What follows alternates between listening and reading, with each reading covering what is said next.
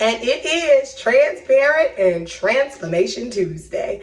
I am Alexis Brown, and I'm your host on Tuesdays. And I like to say that on Tuesdays, we like to let a little light in. And all that means is that we're opening ourselves up to have some transparent conversations so that God can move about in our life and allow us an opportunity to do a little better, think a little better, and move a little swifter. Happy 2024, saints of God. I am happy that God has spared my life and spared your life once again. Regardless of whether you're mourning 2023, you're excited about the new year, or you're somewhere in between. If you are a follower of Christ, then what I can tell you is that your openness to God is going to be the space and the place that either makes or breaks you this year. Because when we talk about being open to God, you got to look at that beautiful word open. And open means to allow access,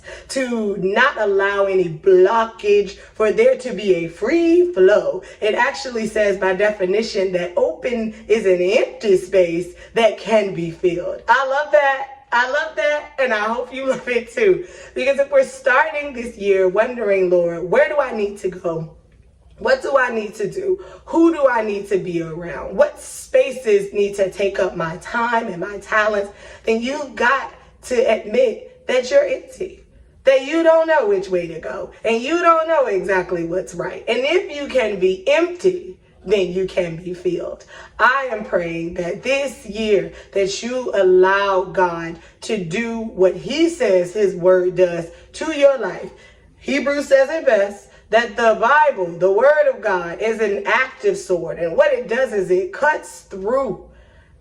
I pray that this January, you sit with yourself, you do some inventory of yourself, and ask yourself, are you really open to God?